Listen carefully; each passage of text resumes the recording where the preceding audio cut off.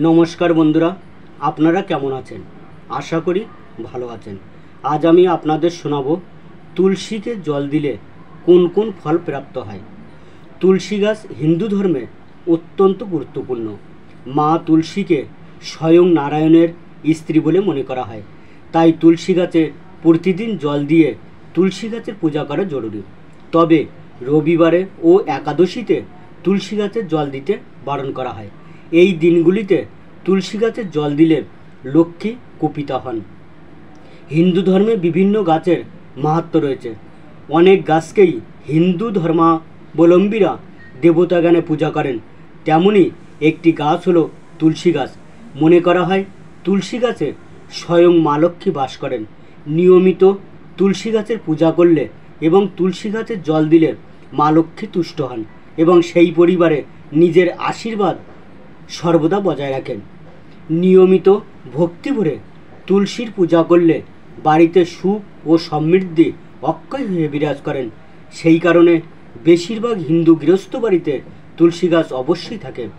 যে বাড়িতে তুলসী গাছ থাকে সেই বাড়িতে স্বয়ং মা লক্ষ্মী বিরাজ করেন বলে মনে করা হয়। তুলসীকে বিষ্ণুর স্ত্রী বলে মনে করা হয়। তাই তুলসী গাছের পূজা করলে তুষ্ট হন নারায়ণও। তবে একটা কথা মনে রাখবেন, ভুলেও রবিবার তুলসী গাছে জল দেবেন না। মনে করা হয় রবিবারে তুলসী গাছে জল দিলে মা লক্ষ্মী রুষ্ট হয়ে বিদায় নেন। রবিবার ছাড়াও একাদশী তিথিতেও তুলসী গাছের জল দিতে বারণ করা হয়। কিন্তু কেন রবিবার ও একাদশীতে তুলসী গাছে জল দেওয়া বারণ কেন করা হয়? শাস্ত্রে এ বিষয়ে বলছে, রোজ সকালে স্নান সেরে তুলসী গাছে জল দিতে হয়। কিন্তু রবিবার ও একাদশীগুলোতে ভুলেও তুলসী গাছে জল দেওয়া যাবে না।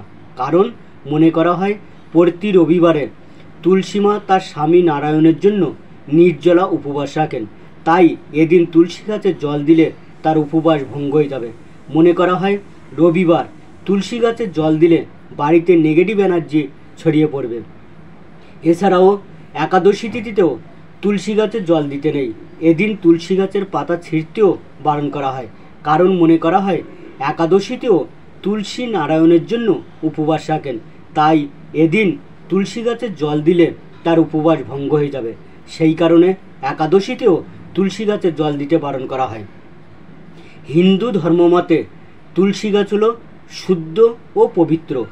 কথিত আছে যে তুলসী দেবীকে সঠিকভাবে পূজা করলে জীবনের সমস্ত ইচ্ছা পূরণ হয়। তুলসী গাছে জল দিতে হলে সবসময় তামার পাত্র থেকে জল দেওয়া উচিত। তাতে কুণ্ডলিতে গ্রহের অবস্থান মজবুত হয় বলে মনে করা হয়। সনাতন ধর্মে তুলসীর গুণ ও উপস্থিতি এক অপরিহার্য ভূমিকা পালন করে। এই গাছকে অত্যন্ত পবিত্র বলেও মনে করা হয়। পদ্মপুরাণ থেকে গরুড় পুরাণ পর্যন্ত তুলসী গাছের অনেক বৈশিষ্ট্য বর্ণিত হয়েছে। কথিত আছে যে তুলসী ছাড়া ভগবান বিষ্ণু ও দেবী লক্ষ্মীর পূজা অসম্পূর্ণ। পবনপুত্র হনুমানের নৈবেদ্য তুলসী ডাল ব্যবহার করা হয়। সেই সঙ্গে বাড়ির এক প্রান্তে তুলসী গাছের মঞ্চ থাকা চাই। এতে মানুষের জীবনে সব কষ্টের নাশ হয় বলে মনে করা হয়। হিন্দু ধর্মমতে তুলসী গাছ হলো শুদ্ধ ও পবিত্র।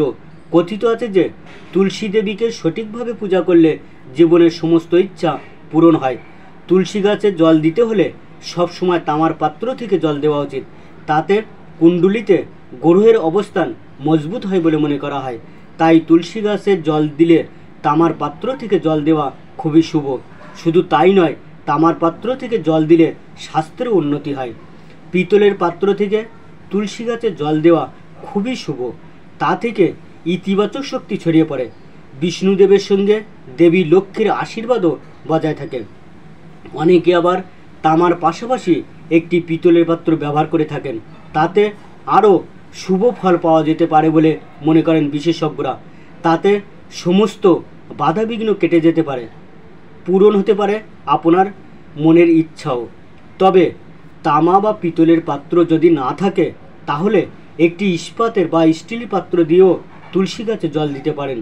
আক্ষেপ না করে স্টিলের ঘটি বা পাত্র থেকে জল ঢাললে পজিটিভ শক্তি বৃদ্ধি পায়।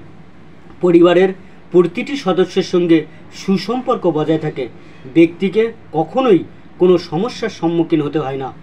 বাস্তুশাস্ত্রেও তুলসী গাছের বিশেষ গুরুত্ব বর্ণিত হয়েছে। প্রায় সব বাড়িতেই পাবেন তুলসী গাছ, কিন্তু বাস্তু বিশেষজ্ঞরা বলছেন তুলসী গাছকে সঠিক পথে না রাখলে তা আরও বেশি শুভ ও ফলদায়ক হয়। কথিত আছে যে বাড়িতে তুলসী গাছ থাকে সেখানে দেবী লক্ষ্মী এবং ভগবান বিষ্ণু উভয়ই বাস করেন, আর অশুভ শক্তিও নেতিবাচকতা ঘরে প্রবেশ করে না। বাস্তু বিশেষজ্ঞরা তুলসী পূজার কিছু বিশেষ নিয়মের কথা বলেছেন।